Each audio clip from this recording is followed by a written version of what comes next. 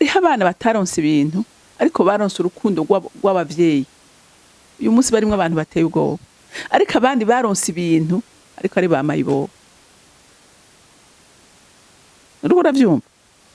Aba papa ni musubiza ubwenge inyuma, subiza amaso inyuma, muzunguruke murabe. Je ndakunda kwigira ku bantu. Hari abantu bari batunze pe, basa amahera kandi barayaha abana, ariko uyu munsi wabitegereza ingene bameze n'agahinda. N'abanywa rumogi, n'imboregwa, n'abasambanyi, n'abantu bona nta buzima. Ariko umuntu yegereye abana biwe akabigisha, akabahanura, ijisho ryiwe ryonyene rikakubwira icyo uteza gukora, abo bana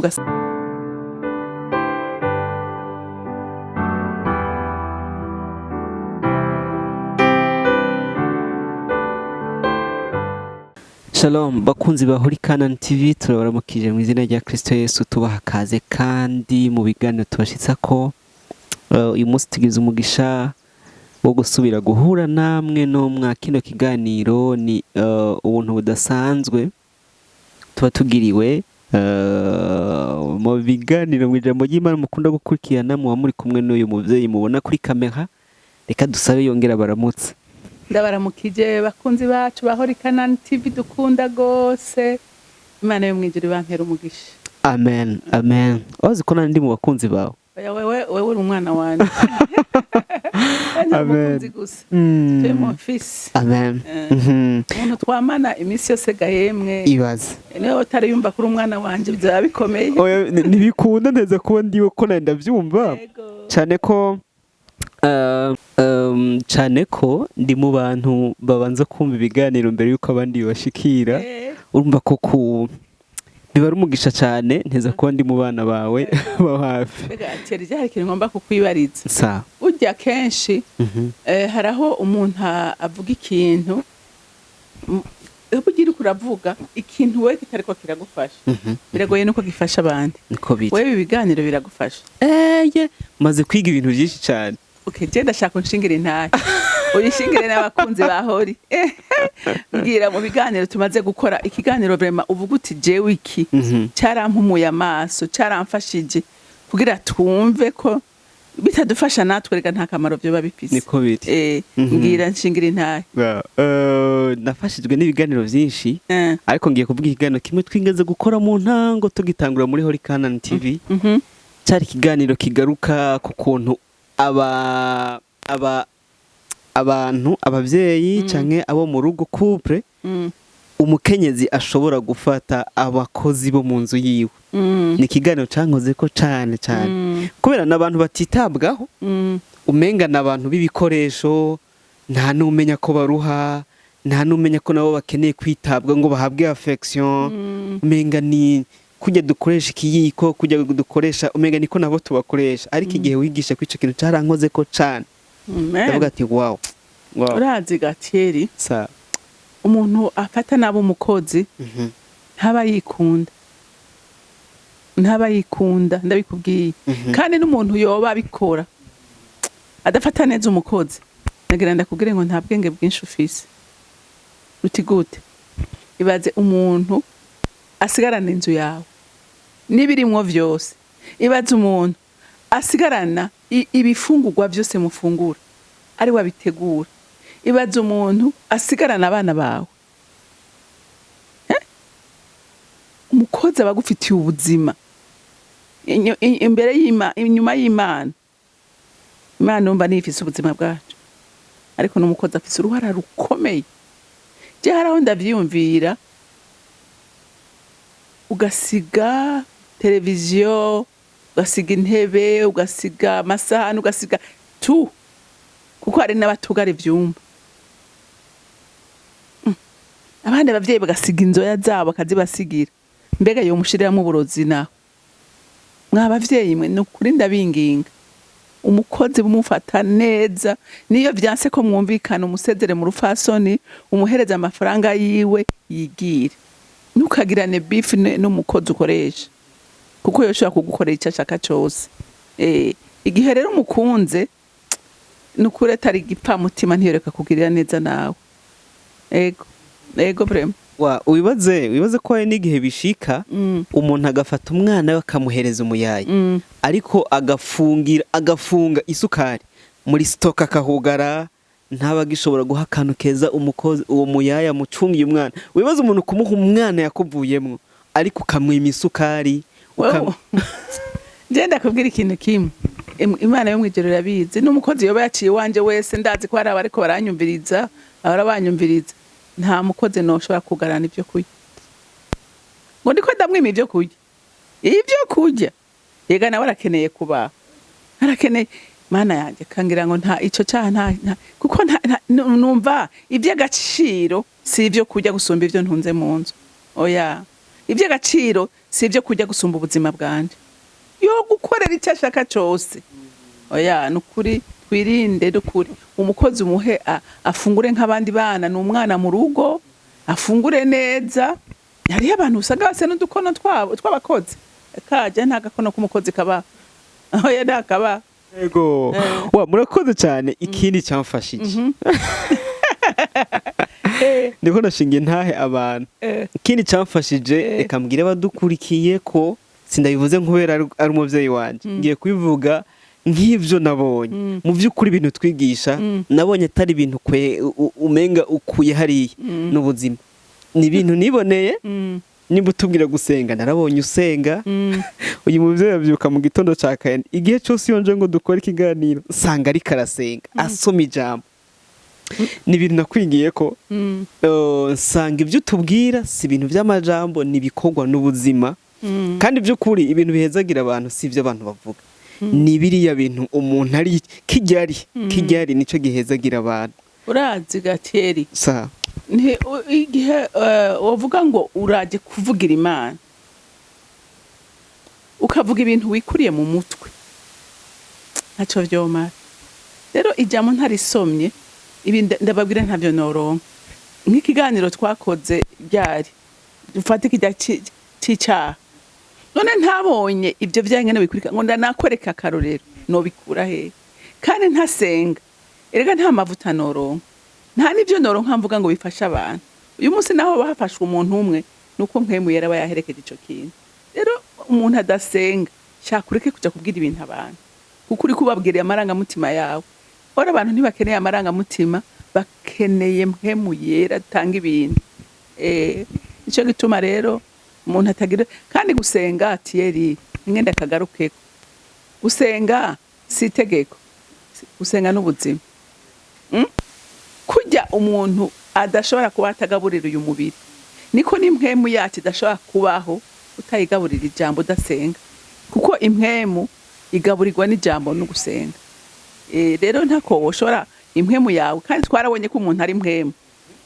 Mbega urazi ko hariho n'abantu usanga ari bikuri kandi tubabona ari barebare mu mpwemu, tugusanga mu mpwemu ari vide. Kwera ikimugaburira ntacafata, usanga yaragwaye kwashi, yajyanwa n'ibihinda byose. Mugabo igihuba mu ijambo, ihusenga ntupfa kujyanwa n'ibyo ari byo byose. Murakoze cyane. Dutangura reka dusenga Imana. Mwami Yesu, turagushimiye kubw'imbabazi n'urukundo rwawe, tugushimira kubwo kwera no kugira neza kwawe, tugushimiye ko uhora ubana natwe ijoro n'umurango. Uyu mwana tugiye kuganira, turaguhaye kaze. Ubutatu butagatifu bube hano hantu mu izina rya Kristo Yesu. Kwera no kugira neza kwawe bikomeze bitwomeko. Iki kiganiro tugiye gukora turagisengeye kugira ngo Mwami uzubane natwe, ibyo ukeneye aba aribyo tuvuga, ibyo udakeneye natwe ntabyo dukeneye. Ngwino uturongore, udufashe, udushoboze, na bene data bari kubana natwe mu kino kiganiro bahezagire. Icubahiro n'inganje bikomeze bikugarukire mu izina rya Kristo Yesu. Amen. Amen. Amen. Uyu munsi tugiye kuganira tugaruka ku bintu, ku buryo urugo rushobora kubaho rutunganye. Cyo twakwita urugo ruri equilibre. Mu mpande nka zose urugo rukaba rumeze neza. Ni bihe bintu umuntu yokora kugira ngo canke abagize urugo byo bokora kugira ngo ubuzima bw'urugo rwabo bukomeze bube bwiza, bube butunganye, buri equilibre? Okay. Hari ibintu bitatu bigize urugo equilibre. ibyo bintu bitatu nibi icambere uburyo mubaho mu buryo bw'impemu, ingene musenga, ingene mwashize Imana ikaba fondation y'ibintu byanyu byose. Ico kintu umuryango udafise iyo base, udafise urwo rufatiro, uyo muryango biragoye gukomera. Ariko umuryango wagize urufatira Imana, umuntu akajya kurongora no kurongorwa akavuga ati jewe uru rugo ndoyemo si urugo rwanje, ni urugo rw'Imana, n'umugambi w'Imana. Uyu mugambi nteza kuwubahiriza, nteza kuwukorera neza, kugenda uko Imana ivuga. Biragoye ko rukomera. Ariko umuntu azi neza, urumva n'uburyo mu impemu foi, ukwizera, nicyo kintu gikwiye kuba fondation. Ikindi kigira kabiri, ikintu cyitwa umuryango, guha agaciro umuryango wawe. Uri umugabo n'umugore akamenya uruhara rw'umuryango, akamenya umugabo mbega nsabwiki, sabwiki kugira ngo uru rugo rugumemo amahoro n'umutekano, kuko hari ibyo asabwa.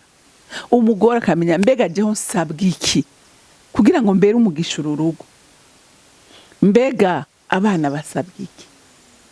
Umuntu wese ari mu rugo arafite isasabwa, kandi igihugu ikoze neza haba amahoro.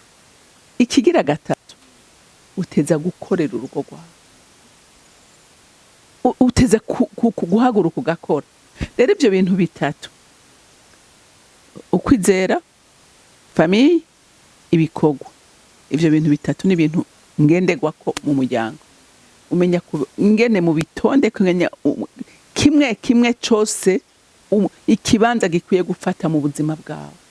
Kuko hariho abantu kenshi bihenda bakinjira muri kimwe, urumva ibindi bakabireka, bagasanga nta kintu na kimwe bigeze bakora, ahubwo barabidabaze byose. Uvuze ngo bashobora kwinjira muri kimwe. Ni kihe kintu kenshi gikunda kudomina abantu benshi, ugasanga bagiye bahebeye mu ico kintu, ibindi bavyibagiye? Reka ndakubwira ikintu maze kubona ku badamu, iyo duhuye n'ingorane turakunda kwinjira mu gusenga cyane, tugasanga twabandonye ibindi. Ukumva kubera tugira n'amarangamutima yoroshe, kandi hariho n'ubutumwa buhenda abantu, urumva. Ugasanga umugore yaragiye ahera ku rushengero, yaragiye ahera mu ivugabutumwa, yaragiye n'abakozi b'Imana hariho bameze gutyo, akagera mu ivugabutumwa akazoherayo. Ugasanga umugore we yaratuntuye, abana baramubuze, ugasanga ibintu byaraparangaye. Ico kintu rero cyo gusenga ku bagore kirakunda gutera ingorane. Ugasanga hari amashengero usanga basenga kuva ku wa mbere gushika ku wa mungu. Ukacabaza none umwanya wa famiye n'uyu, mbega umwanya wo gukora ibitunga urugo n'uyu. Ariko uravyumva, byose bitegerezwa kuba ku rutonde. Ukamenya umwanya wo gusenga, ukamenya umwanya wo kuganira na famiye, kubana na famiye, ukamenya n'umwanya wo gukora. Ikindi naco, abagabo barakunda kwihebera cyane akazi, bakiruka inyuma y'amafaranga, bakibagira urugo. Uriko uravyumva, bakavyibagira. Muganagira ndakubwire ngo ibi bintu bitatu udashoboye kubijera neza, urashaka kubona ngo warubatse amazu, warakoze, warirutse, ariko ntibigeze bakubona. Kandi Imana igusaba ko uha affection umugore wawe, bigusaba ko uganiriza abana bawe, bigusaba kuba umenya intege nke z'umwana wawe, ukamenya n'inkomezi ziwe, ukamenya kumuduza.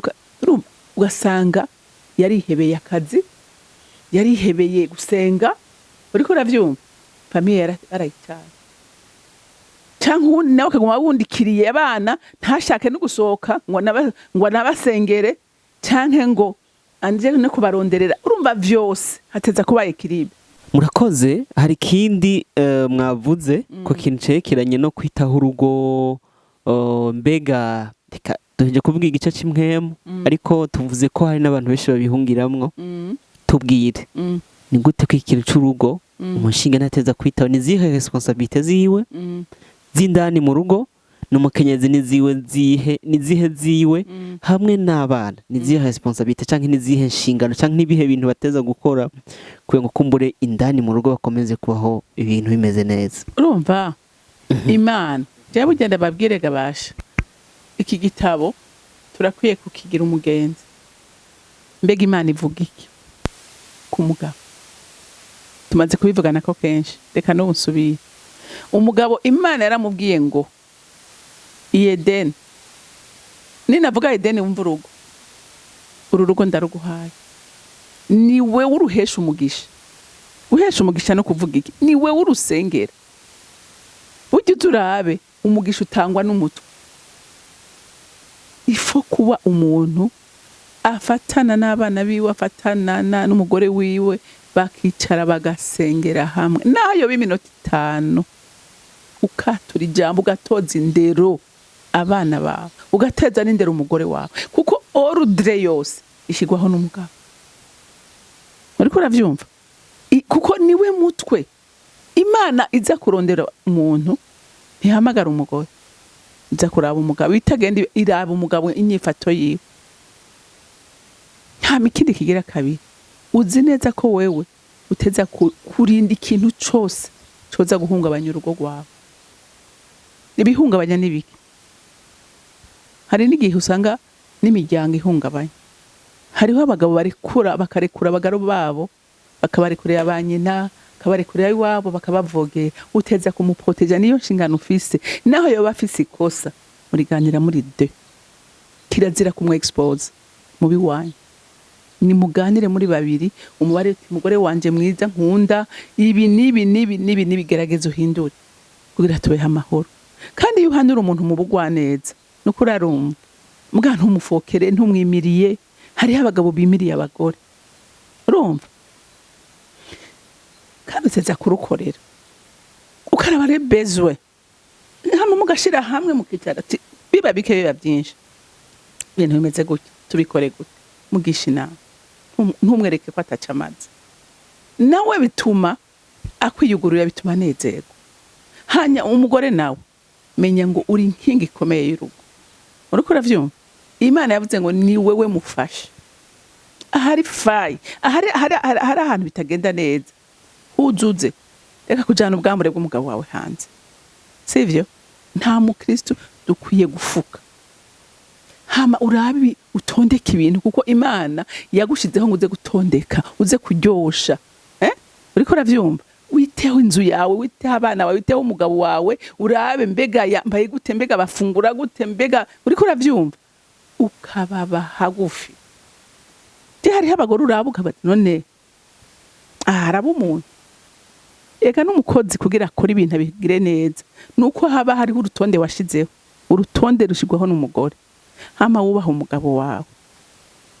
Ubaha umugabo wawe. Kuko hariho abagore batubaha. Mwubahe mu ntege nke ziwe, gerageza ufuke. Urumva?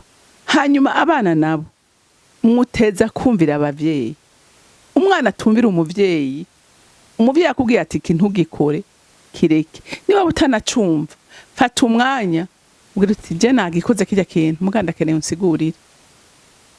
Ntitujane n'ibintu, abana ntibajane n'ibintu biharawe, ibintu by'amadroit de l'enfant. No, umuvyeyi aragufise ko uburenganzira. Kandi jamba kwatura ko rikubako. Nezereza abavyeyi kugira ugira umugisha, urambire mu gihugu. Urumva? Rero hari ico n'abavyeyi bubaha abana, babatoza indero nziza, bababere ivyitegererezo. Urumva rero? Kandi n'abadamu mwige gukora. Abagore bige gukora, muje mu duproje naho, kuko hariho abantu sevakaye usanga batazi gukreya ibintu, ugabagira umwete wo kwiga, babaza abandi ko babigenjeje. Burya umuntu afise umwete kenshi ntapfa gupfa rubi. Dufashanye, kuko ubu uye biranagoye ko ubu hakora umuntu umwe ngo abantu babeho, nawe gerageza uhaguruke. Niwa muri zana. Urumva? Niho urugo mwese mukore, mwese musengere hamwe, mufata umwanya wo kubana, mufashe umwanya wo kuganira, kugira mwumve n'abana banyu ivyiyumviro byabo bigeze. Mbega hari umuntu akanguka atazi ku mwana yakuze. cyangwa ugasanga umwana yaranduye ntumenye ko yanduye. Rero mwige kuganira n'abana kandi mwese si mama wenyene. Mama hajya aratwara inda yego, mama aronsa aravyara, mama araheka, mama aragira iki, ngaba hajya papa arakomeye muri education. Ijisho rya papa ntawe bihuriye n'irya mama. Kuko autorité yahawe umugabo. Murakoze cyane. Hari mu biganiro twagiye tugaruka ku ruhara rw'umugore, ku ruhara rw'umugabo, no ngaha murabivuze ko igitsure cy'umugabo gikomeye mu rugo ku bana kurusha icumukenyezi canke mama wabo. Ni gute umukenyezi ashobora guhindura mu rugo muhira mu buryo umugabo yumva ko canke abana bumva ko nibagira mu rugo muhira bazumva bisanzuye bameze neza, bakumva baguma bakumbura muhira. Hari abagabo kenshi usanga badakumbura muhira, ugasanga ni kimwe mu bintu biri gutuma bihebera akazi. Wari wabivuze, bihebera akazi cyane bagataha bwije, ugasanga mbere na kwa kwitaho umuryango mu buryo bwo gusenga ntibabikora kubera abakenyezi batashoboye guhindura urugo muhira canke kuhindura aho baba nk'ahantu ho kuruhukira. Ni gute umukenyezi yo bigiramo uruhara? Reka bari tuvuga ko kumbe turaca tuvuga no ku mugabo. Kazi. Okay, urumva hariho ibintu dukunda kuvuga, abantu bakunda kuvuga, mugabo nasanze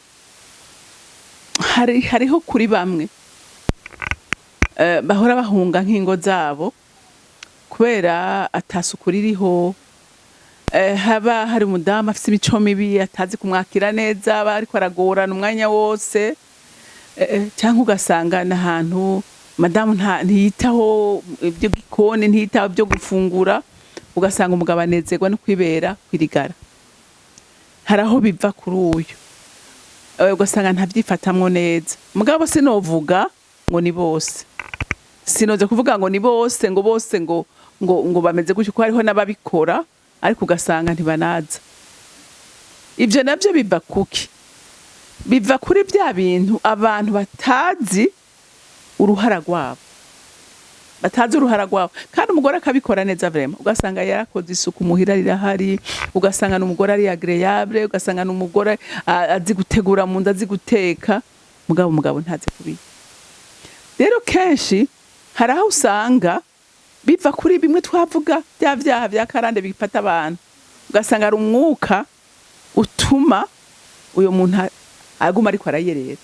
Hari n'abajya kurondera abandi bagore hanze, hariho n'abakubiyera kukundirigara kunda kuyerera. Hari umwe mu yinyererezi ba mu bantu. Numva mugabo umuntu vy'ukuri ari équilibre, umuntu ari équilibre aramenya ati priorité zose n'urugo rwanje bwa mbere n'abana bana. Uriko uravyumva? Muga hari abandi baboshwe, hari abantu baboshwe kandi nabo bataratahura ko baboshwe, baguma muri ayo makosa. Naho umugore yogira iforo gute, murumva mvuze ibintu bibiri mu nyumve neza. Hariho abadamu batuma abagabo babahunga ingo, hariho n'abadamu bagerageza ibishoboka byose, mugabo kubera umugozi ubosha umugabo utaracika, ugasanga ari mwemwe mutwara mu bindi bitameze neza. Rero sino hagarara kuri kimwe, kuko hari aho duhagarara kuri kimwe uri kurabibwira agakomereka, yumva effort agira mu buzima bwiwe, ariko ugasanga nta changement. Ariko ntera n'intege ukiri muri ubwo buzima, komeza usenge. Hari igitondo kimwe Imana izohindura ibintu. Hari igitondo kimwe ntazi Imana izobona kavuga ati umwana wanje reka ndamutabaye. Rero nivyo nagomba kuvuga. Ariko ubundi umugore niwe azana ikirere cyiza, niwe atuma muhira hajyo, niwe atuma urugo rwakirwa ruzamwe abantu, urumva bakahanezerererwa. Umugore ati Imana, umugore akera abantu, urumva ubwo rugo rubaryoshe. N'umugabo araba fier yo kuzana abantu iwe, ko azi neza ko madame ari disponible kandi ataza kumumara amazi. Mu nyigisho mwigisha murakunda kuvuga iyo mubuze ku rugo ni gake musiga ikintu cyitwa impero. Ego. Iyo urugo rusanzwe rurimo umukenyezi w'umumelancholique, avuga make, yiyumvira cyane, ni gute abantu batorutinya? Urumva burya imero yose twarabonye ko imero yose atari mbi. Imana yarayiremye ikuremera kubera yabonye ari igukwiriye. Mugabo imero ntikwiye kubicitwazo.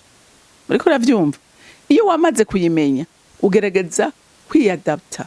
Ukavuga uti no, je ndahoze cyane kandi abantu ntibabikunda. Ifo kungira effort. Kuko baranabisaba ati gira effort yo gutuma utaba umuntu atinyitse, utaba umuntu urumva. Donc abantu bategera. Kandi iyo wamaze kubimenya ugenda urwana. Kubera wamaze kubitahura ugasanga n'Imana ikagufasha. Ikintu cyose iyo wamaze kukimenya ugerageza kurwana naco. Ego. Ni gute none abagabo bo ubwabo bashobora kudatwagwa n'akazi kenshi muri kwa kurondera imibereho y'urugo, hanyuma ni gute bo bikora ntibatwagwa n'akazi kenshi nubwo ubuzima busa naho buzimvye, ariko kandi bakanabonera umwanya umuryango, bakanabona uburyo ushobora kugwitaho mu buryo bw'impwemu?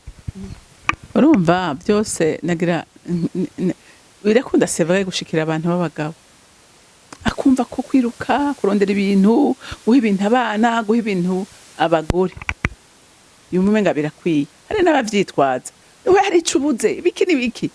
Ko ndagira ndakubwire, umugore ntiyazanywe muhira n'ibintu, kandi abana ibintu sibyo bakeneye cyane.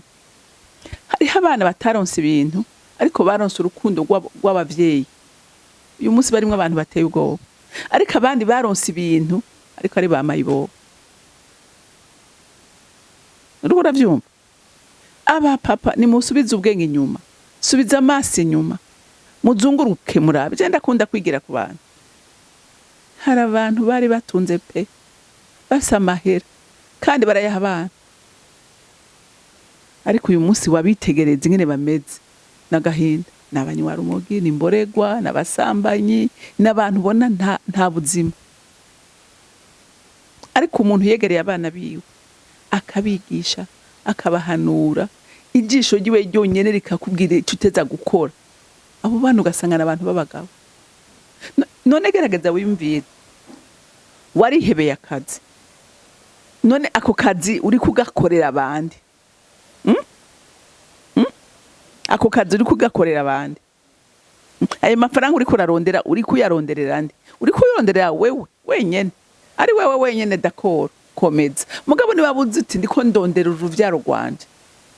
Banzu babibemu amavaleur, banzu wegere, banzu bigishe, baganirize, baha umwanya.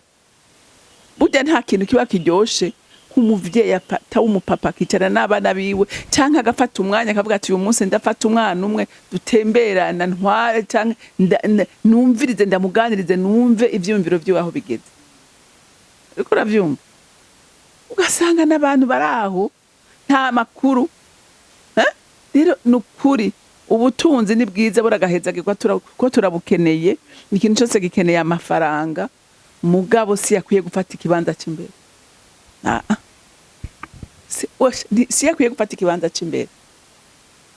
Icarana n'abantu, umwanya urugo rwawe, umwanya abana bawe, umwanya umugore wawe, muganire, musohokane.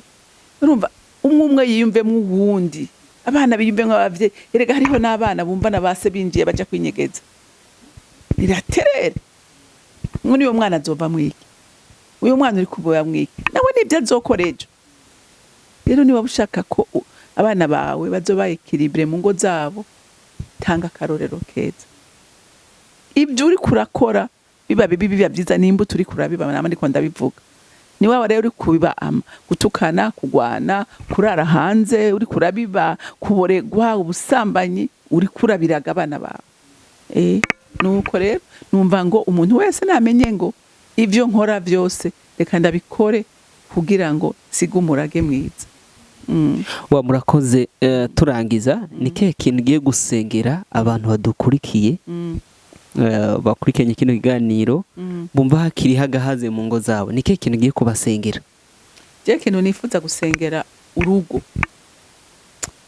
no kumenya agaciro kurugo. Urugo ni utararumenya, Imana iri kwigisha kuko urugo ruragutse. Urugo nigo urugo nigo ruvamwo ibibi n'ivyiza. Nibona izi ntambara zose ibintu bibi byose tubona nuko habaye ingombi. Kuko urugo ruvukamwo abategeka isi, abakora mu bintu bitandukanye, bavukira mu ngo. Urumva? Rero urugo ni ikintu kiri sacré, ubundi cyari gikwiye kwitwararikwa kuko ari cyo giproduiza kazoza k'igihugu. Urugo turabona ko rubamwo ubwoko bwose bw'abantu. Rero dukwiye kuvyarira igihugu, dukwiye kuvyarira Imana, kurerera Imana kugira ngo isi ibemwe amahoro. Mana data rugira byose uri mu ijuru, uri gitangaza Mana. Ivyo wakoze n'ivyo wategetse byose ni inyungu ku mwana w'umuntu. Nta kintu na kimwe wamuhishije, byose bamushize imbere, umuha guhitamo ikibi canke iciza. Uyu munsi umuvyeyi wamuhaye kuvyara, umuha urugo kugira ngo arutunganye neza. Urugo aruhesha umugisha, urugo arutwara hagomba kandi arutware mu nzira ashaka, kuko wamuhaye ubwenge. Ntiwamuremye ari igikoko, wamuremye afise ubwenge, afise gutahura, afise guhitamo. None ndasengera urugo rwose ruri muri kino gihugu, ndasengera urugo rwose ruri mu isi, bige guhitamo neza, bahitemwe ivy'ikimazi, kuko urugo si umugambi w'umuntu, urugo n'umugambi wawe. Bubahe ico washinze n'ico wategetse, kuko Satani we umugambi afise ni uwukuburizamwe imigambi myiza yose watemeye umwana w'umuntu, kandi arongorwa na Satani agenda mu mahonero. Rero ndasengera abantu ngo mpwemu w'Imana bamurikire, mpwemu w'Imana barongore, abari bamaze kuzimura bazimuruke, bahagacira urugo wabahaye.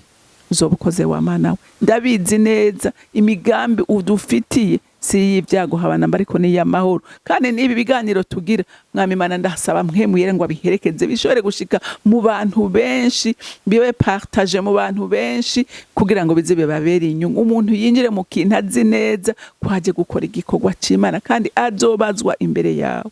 Wa Mana we, ndagushimiye kandi ndagukunda, uri umuvyeyi mwiza kandi uri umwizigirwa. Utebakura kare kukihutira kugirira neza abakwambaza n'abagutabaza, abamaze kuzimira ubababarire, ubagirire neza. Twese Mwami Imana utwubakire ingo nziza, abana bacu bagendere, ubagirire neza, abagabo bacu bahezagire, abagore bacu bahezagire, bagira umutima w'urukundo n'ubwenge buvuye muri kiwe, kugira bamenye guhitamwo igikwiye gukorwa n'ikidakwiye gukorwa. Mana ndagushimiye kandi ndakunenaje, icubahiro cyose kibi cawe, mu izina rya Kristo Yesu senze nizeye kuvyumvise. Amen, amen. Mwarahezagiwe, mugira umunsi mwiza.